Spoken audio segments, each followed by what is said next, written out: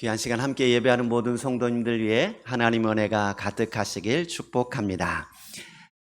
저희 집에 작은 어항이 있습니다. 그 어항에는 구피라고 하는 열대어가 한 20마리 정도 살고 있습니다. 어항을 청소하거나 모이를 줄 때 이렇게 보면 참 신기합니다. 같은 구피라고 하는 종자기 때문에 모양이 비슷해요. 그런데 하나하나의 비늘 모양이 다 다릅니다. 아무래도 수컷은 더 화려하고요. 형광색도 있고 빨강색, 파랑색, 초록색 다양한 색깔로 모양을 하고 있고, 또 암컷은 조금 투박하긴 한데 나름대로 또 다양한 크기와 모양을 하고 있습니다. 여러분, 우리 주변에서 흔히 요즘에 산책하러 다니는 강아지들 보실 텐데, 강아지들 보면 강아지라고 하는, 개라고 하는 종은 똑같지만 다 다르잖아요. 커다란 강아지도 있고 주먹만한 조그마한 강아지도 있고, 같은 푸들이라도 보면 조금씩 다 다릅니다. 털 색깔이 다르고요, 눈동자 크기가 다르고요, 생김새가 다 다릅니다. 사람들도 그렇지요. 아무리 엄마 뱃속에서 태어난 쌍둥이라 해도 자세히 보면 다른 부분이 있습니다. 지구상에 살고 있는 인구가 82억 6,500만 명입니다. 그런데 놀라운 것은 이 사람들의 지문이 다 다르다는 거예요. 동심원 모양이냐, 말발굽형이냐, 그 비슷한 형태는 있는데 그 모양이 다 다르다는 것을 볼 수 있습니다. 여러분, 눈동자가 다 똑같아 보여도 우리 홍채가 다 다르답니다. 사람마다 다 다르게 생겼대요. 별로 안 놀라시는 것 같은데. 여러분, 하나님이 만드셨으니까 비슷하겠지요. 그런데 공장에서 찍어내도 똑같이 찍어낸 게 아니라 하나하나 개별적인 작품으로 만드셨기 때문에 다 다른 거예요. 하나님 참 대단하십니다. 어떻게 이렇게 다양하게 만드실 수 있을까? 하나님의 위대하심을 찬송하게 됩니다. 바울 사도는 에베소 교회에 편지를 쓰면서 수신자와 발신자를 언급하고 하나님과 그리스도의 은혜와 평강이 있기를 원한다라고 인사말을 한 다음에 바로 이어서 신령한 복을 주시는 하나님을 찬송하고 있습니다. 바울 사도는 지금 감옥에 갇혀 있는 상황입니다. 언제 어떻게 될지도 모르는 불안한 상황에서 에베소 교회를 생각하면서 편지를 쓰고 있습니다. 육신적으로는 찬송할 만한 조건이 아닙니다. 열악한 환경 속에 있어요. 언제 죽을지도 모르는 답답하고 불안한 시간을 보내고 있습니다. 그런데도 그는 하나님이 그리스도 예수 안에서 주시는 하늘에 속한 신령한 복을 깨달으면서 찬송하리로다 라고 하나님의 은혜를 쭉 찬양하고 있습니다. 하나님께서 주신 은혜가 얼마나 감격스러웠는지 단숨에 쭉 써내려 갑니다. 문장이 길어서 읽는데 힘드셨을 텐데 그래도 한글 성경에는 적당히 끊어져 있습니다. 그런데 헬라어 성경에는 3절에서 14절까지가 한 문장이에요. 통으로 된 문장입니다. 하나님이 주신 은혜가 너무 크고 그 은혜를 빨리 전하고 싶은 마음에 한 번도 안 쉬고 쭉 이야기하고 있는 것입니다. 마치 정말 기쁜 소식을 들었을 때 집에 들어와서 엄마에게 이야기해주고 싶어서 신발도 제대로 안 벗고 뛰어 들어와서 엄마 나 좋은 일 생겼어 하고 막 이야기하는 것과 똑같아요. 우리 3절 같이 한번 볼까요? 3절입니다. 찬송하리로다 하나님 곧 우리 주 예수 그리스도의 아버지께서 그리스도 안에서 하늘에 속한 모든 신령한 복을 우리에게 주시되, 하나님께서 주시는 복은 그리스도 안에서 주어진 것입니다. 그 복은 땅의 복과 달리 하늘에 속한 복입니다. 신령한 복이에요. 세상이 주는 복도 우리에게 기쁨을 주고 행복을 줍니다. 그러나 영원하지는 않습니다. 여러분, 예쁜 옷을 사서 기분이 좋지만 한 계절만 지나 보십시오. 기억도 안 납니다. 이렇게 추울 때는 여름 옷 아무리 좋았던 것도 생각이 안 나는 거지요. 여러분, 그러나 하나님께서 그리스도 안에서 주시는 하늘에 속한 신령한 복은 누구도 빼앗아갈 수 없고 영원하다는 것을 기억하십시오. 바울 사도가 깨닫고 감옥 속에서도 찬송하리로다라고 소리 지를 만큼 놀랍고 신령한 복이 무엇인지 이 시간 살펴보면서 우리에게도 허락하신 그 복을 우리가 누릴 수 있기를 축복드립니다. 사실 오늘 본문에 나오는 수많은 신학적인 주제들을 다 다룰 수는 없습니다. 오늘은 삼위 하나님의 중심 사역에 따라 몇 가지만 살펴보려고 합니다. 우리는 흔히 구원을 말할 때 예수님이 나를 구원해 주셨다라고 고백합니다. 이 고백은 매우 중요하고 틀린 표현이 아닙니다. 그러나 성경은 구원을 말할 때 예수님 한 분만의 사역으로 설명하지 않습니다. 오늘 본문 에베소서 1장 3절에서 14절은 구원의 사역이 성부 하나님, 성자 예수님, 성령 하나님의 공동 사역임을 아름답고 체계적으로 보여주고 있습니다. 오늘 본문 3절에 말씀하신 것처럼 찬송하리로다 하나님이라고 하면서 하나님을 찬송하고 있습니다. 여러분, 하나님을 찬송하는 이유는 바로 구원의 출발점이 하나님에게서 시작되기 때문입니다. 4절 보시면 더욱더 분명해집니다. 4절 같이 한번 볼까요? 곧 창세전에 그리스도 안에서 우리를 택하사 우리로 사랑 안에서 그 앞에 거룩하고 흠이 없게 하시려고. 창세전에 우리를 택하셨다라고 말씀하고 있습니다. 우리가 알기도 전에, 우리가 믿음을 고백하기도 전에 하나님은 이미 구원 계획을 세워 놓으셨다는 것입니다. 성부 하나님은 우리를 택하셨고 예정하셨고 그리스도 예수를 통해 자녀 삼으려고 준비하고 계셨습니다. 여기서 말하는 예정은 운명론과는 차원이 다릅니다. 운명론은 시간 개념을 중요하게 생각하며 과거에 정해졌으니까 어쩔 수 없이 흘러간다라는 생각이지만 예정은 다릅니다. 시간보다는 주권을 강조합니다. 인격적인 하나님께서 계획하심과 인도하심을 따라 목적하신 바를 이루어가는 게 예정입니다. 시간을 초월한 하나님께서 주권적인 능력으로 우리를 택해 주셨다라는 겁니다. 여러분, 만약 구원이 인간에게서 출발한다면 그 구원은 불완전한 구원이 될 것입니다. 왜냐하면 우리 인간 자체가 불완전하기 때문이에요. 우리가 어떤 것을 선택할 때 이 선택의 결과가 어떻게 될지 아무도 정확하게 예측하지 못합니다. 그래서 어떤 선택은 나중에 보니까 잘된 선택도 있고 또 어떤 선택은 후회스러운 선택도 있는 겁니다. 또한 내가 어떤 것을 선택할 때 완전한 지식을 가지고 있다고 말하지 못합니다. 여러분, 결혼하신 분들 여기 계시는데 남편과 아내를 선택할 때 내가 이 사람 다 안다고 생각하고 결혼하셨을 텐데 살아보니까 어떻던가요? 결혼할 때 보이지 않았던 모습들이 또 보이지 않습니까? 우리는 선택할 때 다 알 수 없는 상태에서 선택합니다. 그래서 우리의 선택은 불완전할 수밖에 없습니다. 하지만 여러분, 하나님은 전지전능하신 분이십니다. 우리의 과거와 미래까지도 아시는 분이십니다. 그 하나님께서 창세 전부터 우리를 선택해 주셨다라는 사실은 놀라운 은혜 중에 은혜입니다. 2002년 4강 월드컵의 신화를 만들었던 히딩크 감독은 당시 무명의 선수였던 박지성 선수의 가능성을 보고 그를 전격적으로 발탁했습니다. 박지성 선수가 활약을 보여줄 때마다 그를 선택했던 히딩크 감독의 안목이 오히려 칭찬을 받는 것을 볼 수 있습니다. 야, 어떻게 저런 선수를 발굴해낼 수 있었을까? 그 감독의 안목이 대단하다라고 감독을 칭찬하지요. 여러분, 하나님은 어떤 감독보다 훌륭하신 분입니다. 그분이 저와 여러분을 선택해 주셨다라는 것입니다.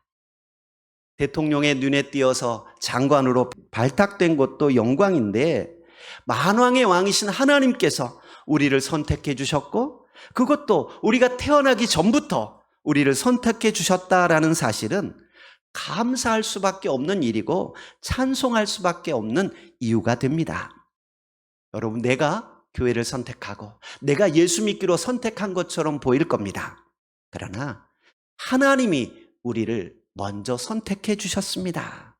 우리의 삶이 하나님의 섭리 가운데 인도되고 있다는 사실을 깨달을 수 있기를 축복합니다. 하나님께서 우리를 선택해 주셨고 믿음을 보시고 하나님의 자녀로 삼아 주셨습니다.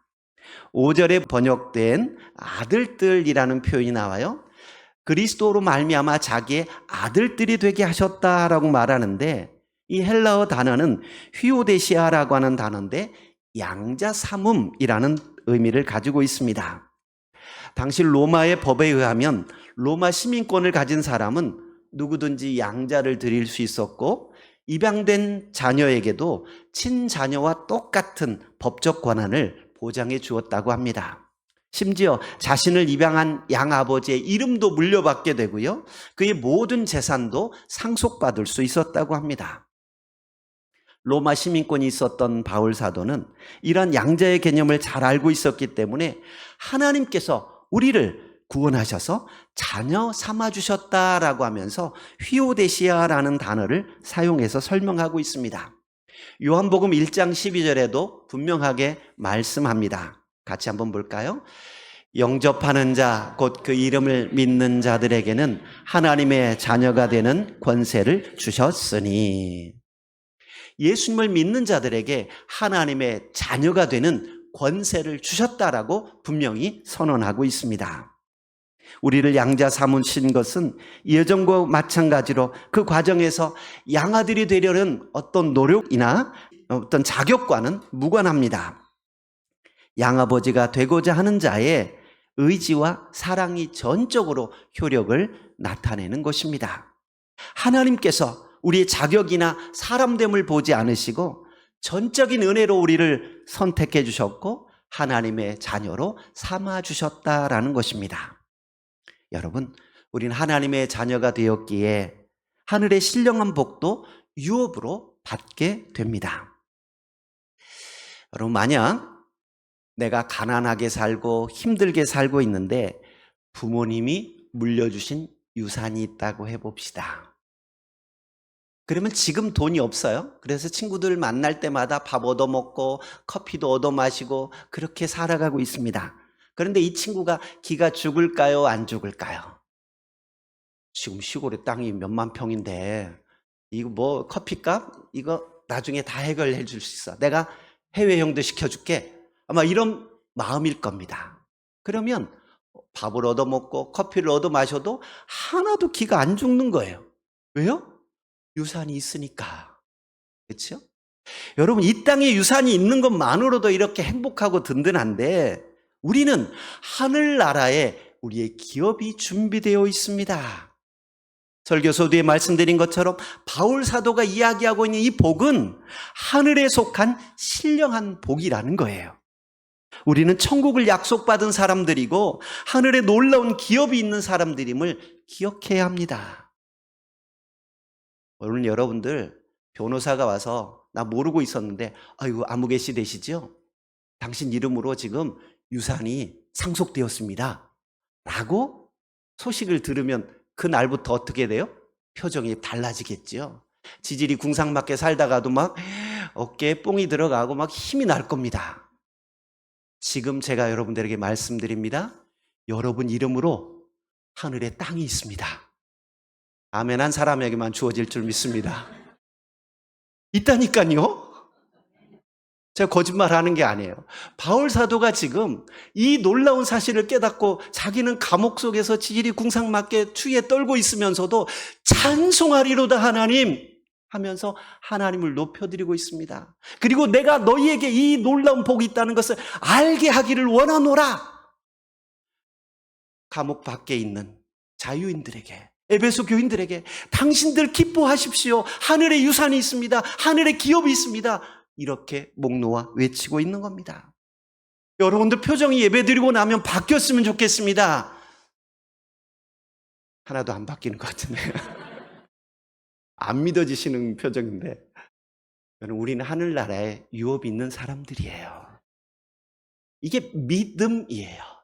믿음이 있다면 하나님께서 분명히 우리의 죄를 사해 주시고 하나님의 자녀 삼아주시고 하늘에 기업을 주신다고 약속하고 있습니다. 이걸 믿는 거예요. 그럼 표정이 달라져야죠. 우리 마음가짐이 달라져야죠. 우리 삶의 자세가 달라질 겁니다. 저는 여러분들이 하늘나라에 놀라운 기업이 있다는 사실을 기억하고 감사와 기쁨으로 살아갈 수 있기를 축복드립니다. 하나님의 예정과 선택 그리고 자녀 삼으신 이유가 5절과 6절에 나옵니다. 5절 6절 같이 한번 볼까요? 그 기쁘신 뜻대로 우리를 예정하사 예수 그리스도로 말미암아 자기의 아들들이 되게 하셨으니 이는 그가 사랑하는 자 안에서 우리에게 거저 주시는 바 그의 은혜의 영광을 찬송하게 하려는 것이라. 아멘. 하나님께서 우리를 예정하시고 택해 주시고 자녀 삼아 주신 이유가 있습니다. 그것은 바로 하나님의 찬송을 드러내라고 하신 거예요. 여러분, 우리 기도 제목 속에는 건강하게 해주세요. 올 한 해 일이 잘 풀리게 해주세요. 하나님, 올 한 해 이런 일들이 이루어지게 해주세요. 다양한 기도의 제목들이 있습니다. 행복하게 살기를 바라는 제목들을 가지고 기도합니다. 그런데 여러분, 우리가 행복하게 살고 건강하게 살아서 뭐 할 거냐라고 물을 때 이 건강이 하나님께 영광이 되길 원합니다라는 마음이 있어야 합니다.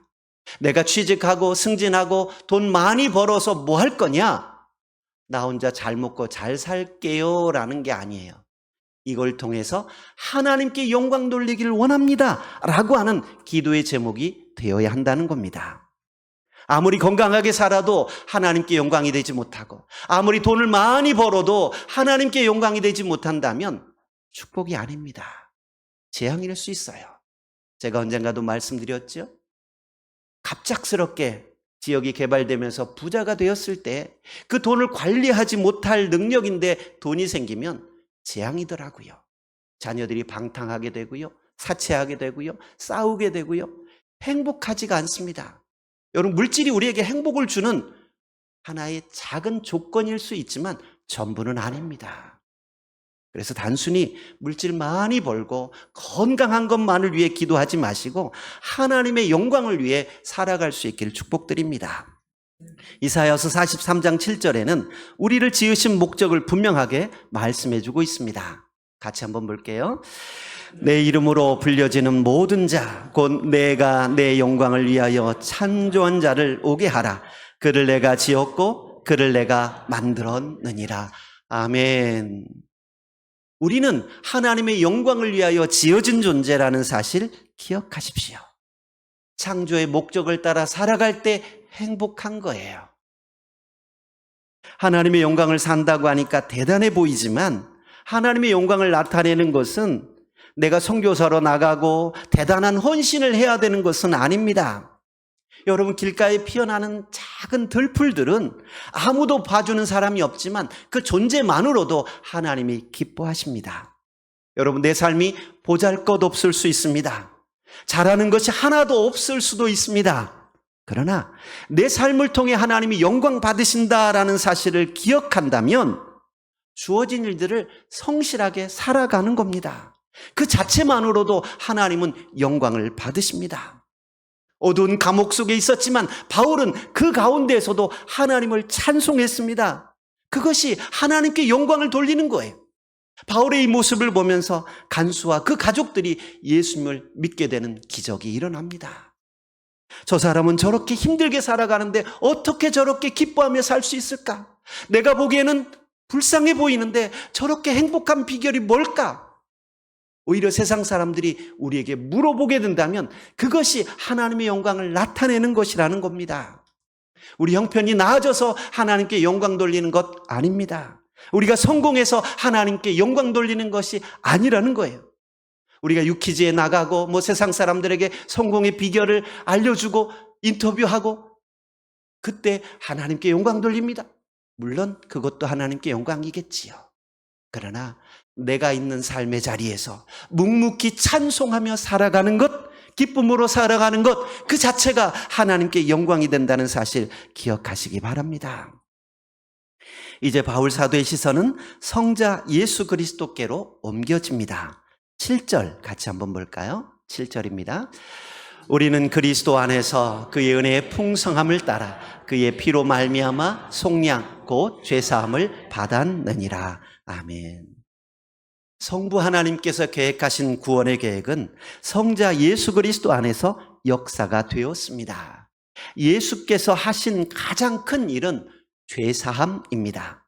예수님의 피로 우리가 속량을 받고 죄사함을 받았습니다. 죄사함, 그러니까 늘 듣던 말이라 별로 감동이 없을 수 있습니다. 그런데 제가 그 생각을 해보았습니다. 여러분, 사형 판결을 받고 지금 수감 중인 죄수가 있다고 해봅시다. 올겨울 어느 교회에서 따뜻하게 나시라고 솜털로 된 수의를 가지고 왔습니다. 따뜻한 오리털로 겨울을 나십시오 하고 들고 왔다고 해봅시다. 기쁠까요? 올겨울 맛있게 영양 보충하라고 그냥 맛있는 고기를 오늘 점심 메뉴로 가져왔습니다. 드십시오. 기쁠까요? 사형수 판결을 받고 언제 죽을지 모르고 오늘 내일 하고 있는 사람에게 맛있는 음식이 무슨 소용이 있고 따뜻한 옷이 무슨 의미가 있겠습니까? 그 사람에게 가장 큰 기쁨의 소식은 당신이 1심에서 사형 판결을 받았는데 재심 결과 무죄 판결이 났습니다. 당신 나가도 됩니다. 그러면 이 사람 밥 안 먹어도 배불러요. 옷 안 입어도 안 추워요. 자유함을 얻었기 때문이지요. 여러분, 우리가 세상에서 살아갈 때 돈이 생기면 행복하지요. 좋은 집이 생기면 기쁠 겁니다. 그러나 더 큰 기쁨은 우리 죄가 사함받았다는 사실입니다. 예수 그리스도께서 우리 대신 죽어주셨고 우리가 그 피를 믿을 때 하나님께서 우리의 모든 죄를 사해 주셨다라는 사실, 이 사실이 우리에게 큰 기쁨임을 기억하십시오.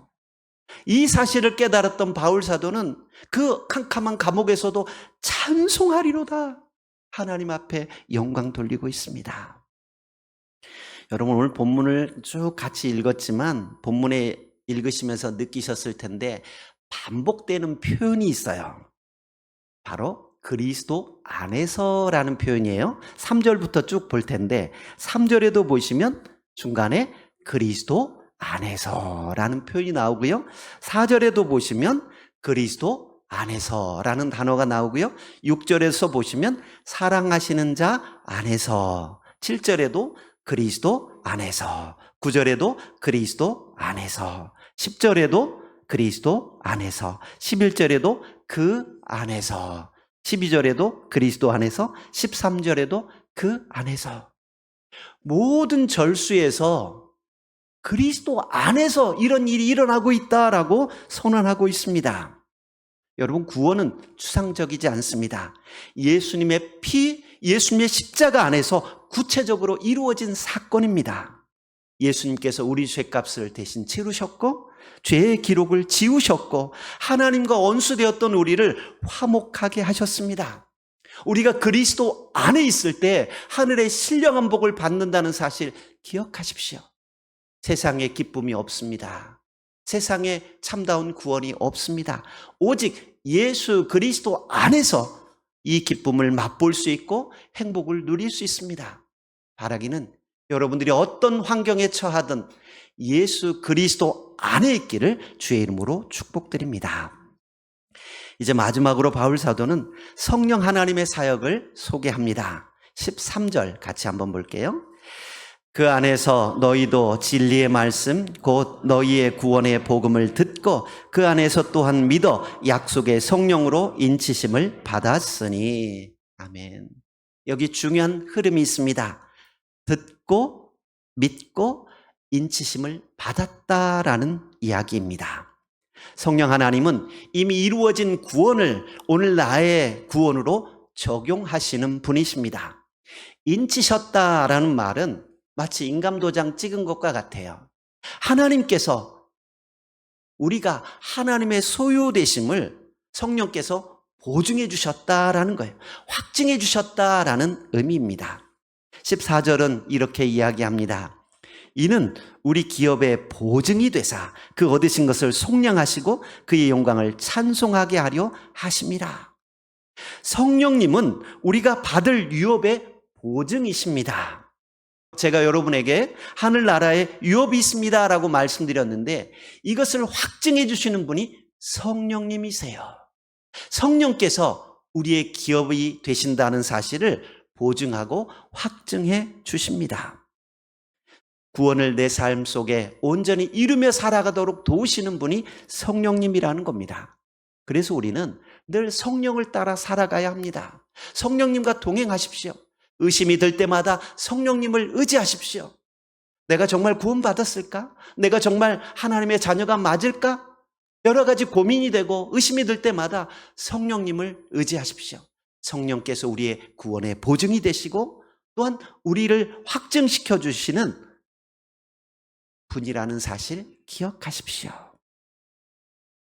이제 에베소서 1장 3절에서 14절은 이렇게 선포합니다. 이 모든 일들은 성부 하나님께서 구원하시기로 계획하셨고 성자 예수님께서 이 구원을 이루셨고 성령 하나님께서 그 구원을 우리에게 확증하셨다라고 선언합니다. 이 모든 일의 목적은 하나입니다. 6절 하반절에 보시면 그의 은혜의 영광을 뭐하게 하려고 하시는 거라고요? 찬송하게 하려는 것이라. 12절 하반절에도 보시면 우리를 구원하신 목적이 있습니다. 뭐라고 이야기합니까? 그의 영광에 찬송이 되게 하려 하심이라. 14절에도 똑같이 말씀합니다. 그의 영광을 뭐하게 하려 함이라? 찬송하게 하려 함이라. 여러분, 우리 삶이 힘들고 우리가 구원의 확신이 희미해졌을 때 오늘 말씀을 다시 한번 살펴보십시오. 내 감정에서, 내 삶에서 구원의 근거를 찾으려고 하지 마십시오. 우리 인간은 연약해서 모든 것을 할 수 있는 것 같은 믿음이 뜨거웠다가도 또 차갑게 식어지기도 하고 하나님의 나라가 내 것인 것 마냥 즐거워하다가도 또 슬픔과 어둠 속에 떨어질 수 있습니다. 내 감정, 내 기분에서 구원의 근거를 찾지 마시고 삼위 하나님의 신실하신 사역에서 우리의 구원을 찾을 수 있기를 바랍니다. 그리고 담대히 고백했으면 좋겠습니다. 나의 구원은 하나님이 계획하셨고 예수 그리스도의 피로 이루어졌고 성령의 인치심으로 확증되었다라고 선언하십시오. 이 은혜를 기억하면서 날마다 하나님을 찬송하며 살아가는 것이 저와 여러분을 부르신 하나님의 목적입니다. 날마다 그리스도 안에 거하심으로 우리 구원이 흔들리지 않기를 바라고 하나님께서 주시는 신령한 복을 묵상함으로 날마다 기쁨이 가득하고 찬송이 가득하는 믿음의 성도님들 되시게 주의 이름으로 축복드립니다. 아멘. 은혜로우신 하나님 감사합니다. 오늘 우리를 불러주시고 하나님의 자녀 삼아주시고 모든 죄에서 구원하여 주시니 감사합니다. 날마다 기쁨으로 살아가고 감사함으로 살아가도록 은혜 베풀어 주옵소서. 예수님 이름으로 기도하옵나이다. 아멘.